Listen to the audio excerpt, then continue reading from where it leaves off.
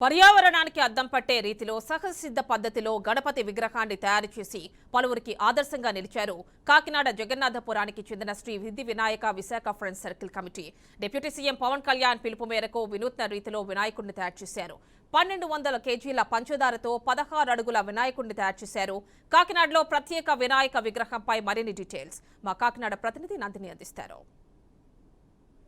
మనం ఏ కార్యక్రమం తలపెట్టినా ఫస్ట్ వినాయకుని పూజిస్తాము. ఫస్ట్ చిన్న పసుపు వినాయకుని తయారు చేసుకొని ఆయనకి పూజ చేసి ఆయన ఆశీస్సులు పొందిన తర్వాతే ఎటువంటి కార్యక్రమాలైనా కూడా తలపెడతాం.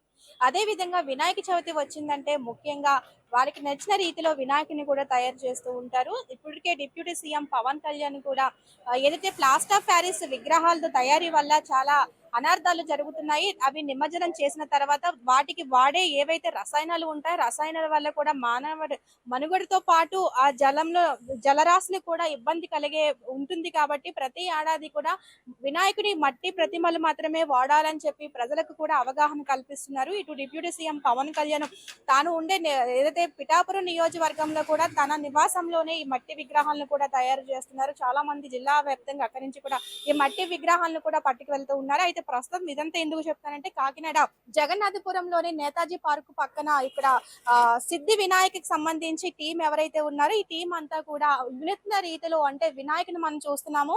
ఇదంతా కూడా పంచదారతోనే ఈ కలర్ ఏదైతే ఉందో కలర్ ని మిక్స్ చేసి చక్కగా వినాయకుని అయితే తయారు చేశారు. అయితే దీన్ని నిమజ్జనం అయితే చేయరు. దీని పక్కన ఏదైతే వినాయక చవితి వస్తుందో దాని పక్కన వినాయకుని మట్టి వినాయకుని ఆ వినాయకుని కూడా పవన్ కళ్యాణ్ ఏదైతే అక్కడ తయారు చేస్తున్నారో అక్కడ వినాయకుని తెప్పించి ఇక్కడ అయితే చేస్తారు. అయితే ఈ విగ్రహం ఏదైతే పంచదారతో తయారు చేశారో ఈ పంచదార అంతా కూడా అదే రోజు ఆ భక్తులు కూడా ప్రసాదంగా కూడా ఇస్తారు. అయితే ప్రస్తుతము ఇంత కష్టపడి ఒక టీం అయితే ఉంది. అసలు ఎంత మంది ఈ టీము ఈ పంచదారతో వినాయకుని తయారు చేశారు, ఎన్ని రోజులు పట్టింది, దీనికి ఎంత శ్రమ అయింది, వీరితో మాట్లాడే ప్రయత్నం చేద్దాము.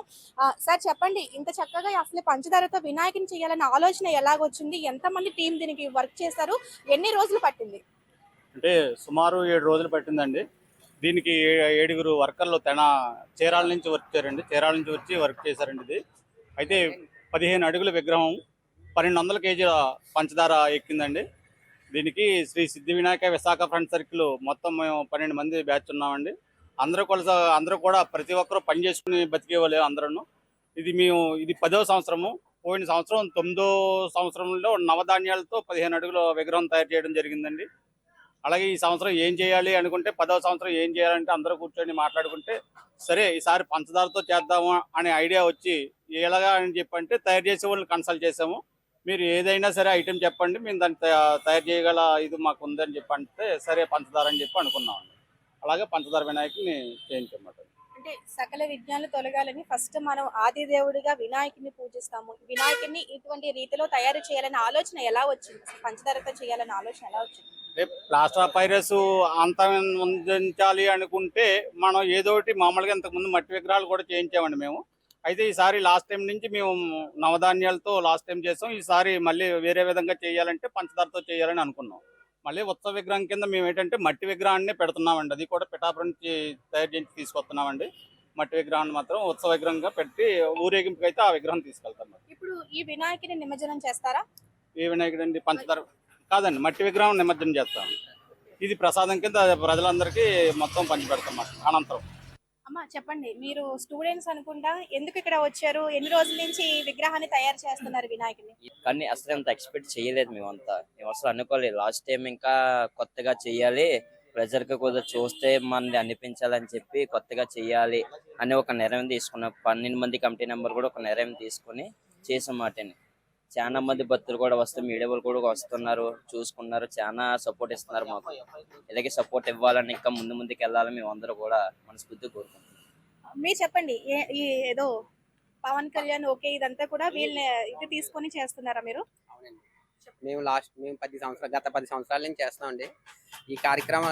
లాస్ట్ టైం నవధాన్యాలతో పెట్టామండి. ఈ సంవత్సరం 15 అడుగుల విగ్రహం ఈ 10వ సంవత్సరాన్ని పంచలోకాల్లో ఒకటి తీసుకొని పంచదారతో చేయడం జరిగిందండి. మేము ఇంకా స్థానిక కార్యక్రమాలు కూడా భరతనాట్యం, కోలాటం, ఇంకా వామాలు అన్ని కూడా చేస్తామండి.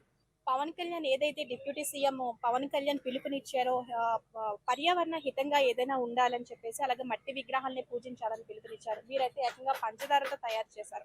అంటే ఈ కార్యక్రమాన్ని 9 రోజుల్లో పవన్ కళ్యాణ్ ఏమైనా పిలిచే అవకాశం ఉందా? ఆయన రావాలి కానీ అంతకన్నా అదృష్టం లేదు కదా. అయితే ఆయన అడుగుజాడల్లో నడుచుకుంటా ఆ రోజు ఆయన అక్కడ పిఠాపురం ఈ మట్టి విగ్రహాలు పెట్టాలని చెప్పి ఎప్పుడు అనుకున్నారు. అయితే మేము గత 10 సంవత్సరాల నుంచి కూడా మట్టి విగ్రహాలే పెడుతున్నాం. ఇక్కడ 10 అడుగులు పెట్టినా 15 అడుగులు పెట్టినా 10 సంవత్సరాలు బట్టి ప్లాస్టర్ ఆఫ్ ప్యారిస్ అనేది ఎంకరేజ్ చేయకుండా మట్టి విగ్రహాలు పెడుతున్నాం. అలా మట్టి విగ్రహం తీసుకెళ్లి ఇది చేస్తున్నాం కదా, అలా కాకుండా వేరేగా చేయాలి, మనం కూడా కొంతమంది కార్మికులకి ఉపాధి కల్పించాలి, మనం కష్టపడి పనిచేసుకునే కదా అనే ఆలోచనతో ఈ చీరాల నుంచి 7 కార్మికులు వచ్చి ప్రతి సంవత్సరం చేస్తున్నారు. మొన్న సంవత్సరం నవధాన్యాలతో చేయించాం మేడం. ఈ సంవత్సరం పంచామృతాలతో ఒకటైన పంచదార, అంటే అవి మనం కూడా అన్ని సామూహికంగా ఉండాలని చెప్పి పంచామృతాల్లో ఒకటైన పంచదారని తీసుకుని ఈ సంవత్సరం పంచదారతో విగ్రహం తయారు చేయడం జరిగింది. అలాగే ప్రతిరోజు అన్నదాన కార్యక్రమం ఉంది. శనివారం నాడు భారీ ఎత్తున అన్నదాన కార్యక్రమం ఉంది. అలాగే గణపతి హోమం. ఇక్కడ ఏంటంటే ఈ పందిరి వద్ద మనకి పాతకాలంలో ఎలా పురాతన కాలంలో భక్తిపరంగా ఎలాగైతే ఉంటాయో అన్ని ఇక్కడ అదే విధంగా జరుగుతాయండి.